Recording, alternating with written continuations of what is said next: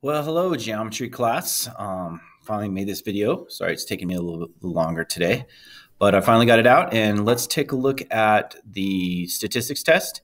And I'll give you half a point for if you made a mistake. Redo the problem, fix the mistake, and show me why. Write a sentence what you did wrong. I want to know what your mistake was. Okay. All right. So let's take a look at the statistics test. All right, so number one is you have a set of data that I count the number of pieces of trash for what, 9 consecutive days at the end of my class after you guys leave. And this is my data right here. And the best way, I think, since we're going to do a 5-number summary, the minimum, the Q1, the median, the Q3, and the maximum, whenever you're going to do a 5-number summary, it's best to just make a box plot, because that is an obvious way to do it. So I'll just put the 9 numbers in order, 1, 2, 3, 4, 5, 6, 7, 8, 9. And I'm looking at it, it says, well, 0 is the minimum, obviously. This is my Q1 right here. It's the median, or actually, let me do my Q2 first. My Q2 is 5, okay? Now, the key here is once you use that median, you don't want to use it anymore. If it's an odd number of data points, then you just want to get rid of that actual median. So Q2 is equal to 5, our median. That means then we got to go halfway between, so we cross those out. Well, halfway between 2 and 4 is 3, so Q1 is equal to 3. And then halfway, and then we just cross these out, halfway between 9 and 11 is 10. So Q3 is equal to 10. And then obviously our maximum point is 12. So our minimum was 0, and our minimum was equal to 0, and then our maximum was equal to 12. And we're done. There's our 5-number summary right there.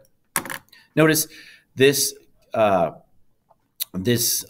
box plot is not quite symmetrical because the median is not in the middle of the box. Okay. All right. The next one it's asking for is the mean. So the mean is you just add them all up and divide them by how many you have. So when I added all these up, I won't do it in front of you. I think you can trust me that you get 54. The sum of all the pieces of trash when you add all the days up is 54. And over 9 days, divide that by 9, and you got 6. 54 divided by 9 is 6. Now, the standard deviation, I just kind of wrote down the formula I used to get this. The answer is 4. Okay, remember what you do. You always just take each piece of data, subtract from the mean, and square it. Each piece of data, subtract from the mean, and square it. So each time we're going to be subtracting by 6. We're going to perform this little operation 9 times. We're going to square each number. So in this case, it's going to be what? A -1 squared is 1, right? And then this one is going to be, 6 squared and plus 36. And then we're going to divide that answer by 9, and then we're going to square root the answer. And when you do that, you should get 4 for your standard deviation. All right? And remember, here is our standard deviation formula. I copied and pasted that from the book in our notes. So we put that in our notes. So that's the formula need for standard deviation. Remember, guys, X with a line over it is a symbol for mean in this formula right here. Okay, so hopefully if you made a mistake on your standard deviation, I would go back, I would retry this through, subtract each piece of data from 6, make sure you got 6 for your median, or excuse me, your mean. If you didn't get 6, then the whole thing, you can't do a standard deviation without the correct mean, right?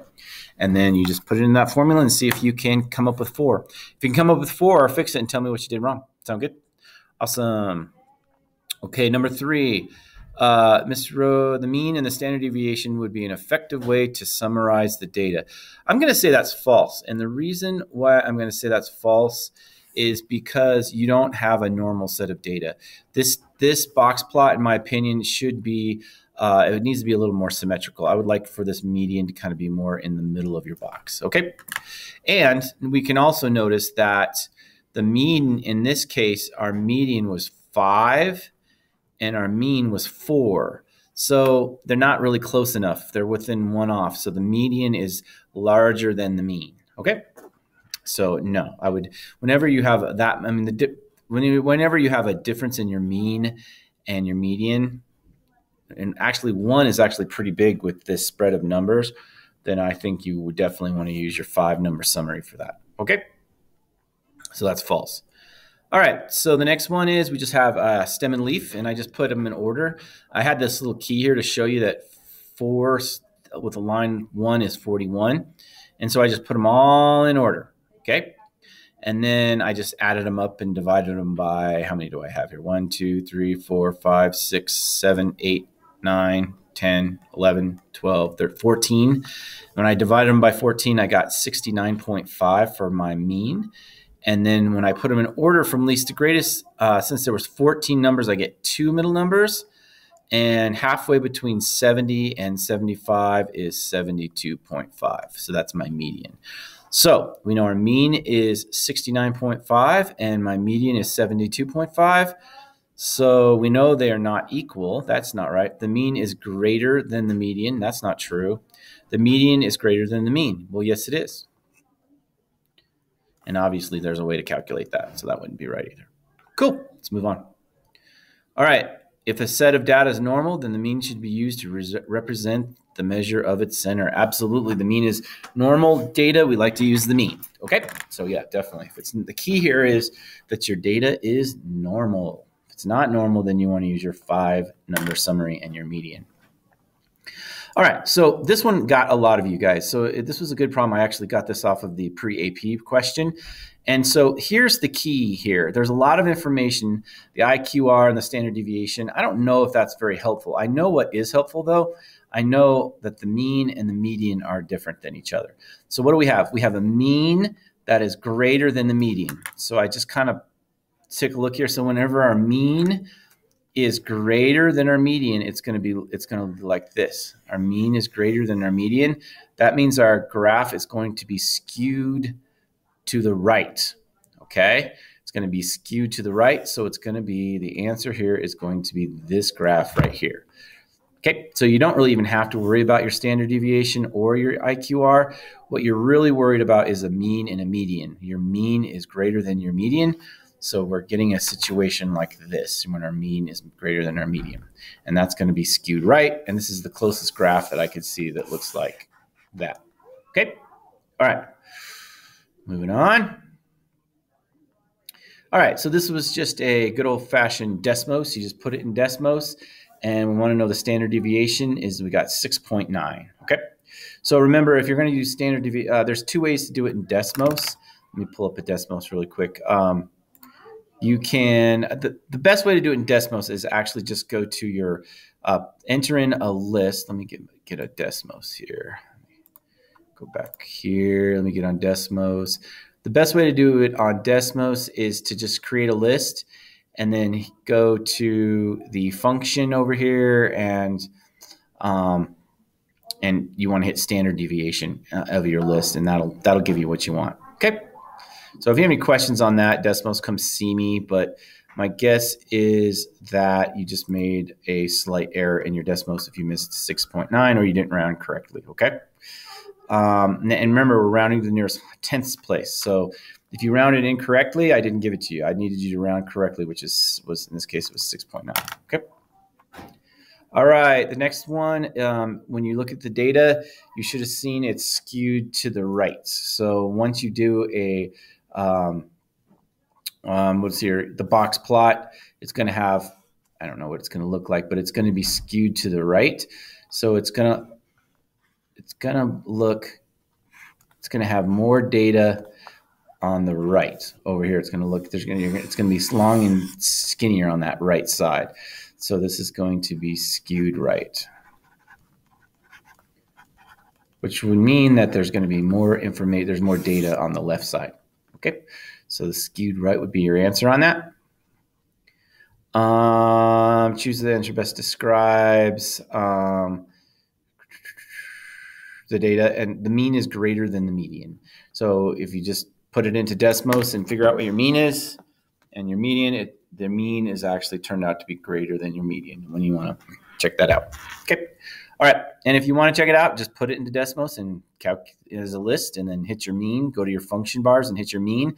See what that is. And then use that same list and hit your median, and it should show you that the mean is actually greater than the median. All right, this one was a good one. The old Chuck E. Cheese Wyatt problem.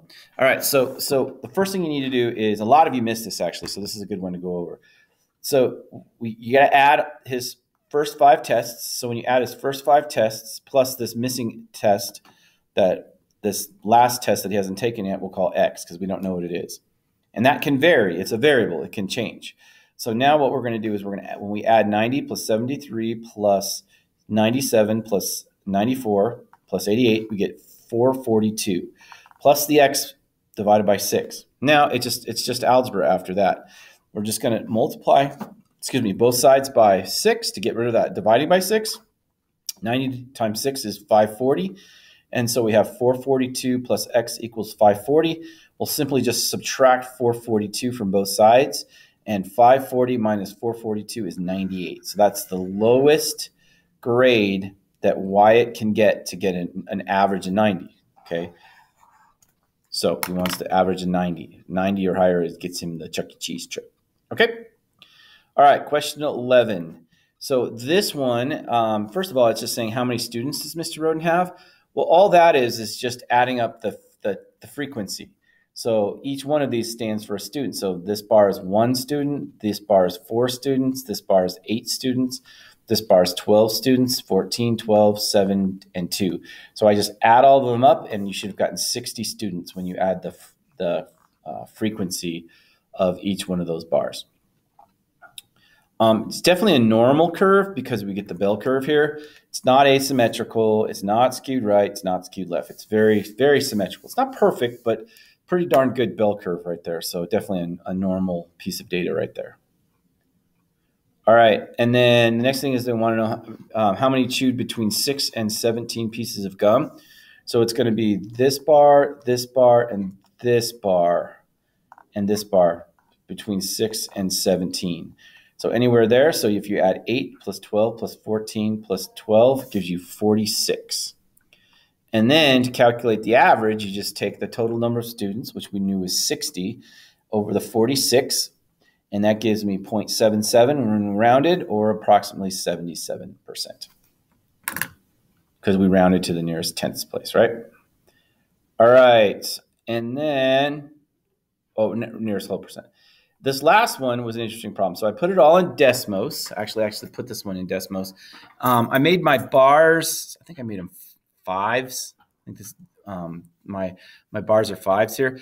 And notice, guys, we get this nice bell curve here. So one thing I needed you to tell me, and when I said analyze the data, is you needed to tell me that this was a normal data. Okay, this is normal data. It's very normal. Okay, so we have this nice bell curve. So that's the first thing I needed you to tell me is that we have normal data. Okay, that means you should probably say something like you would want to use your mean and then your standard deviation.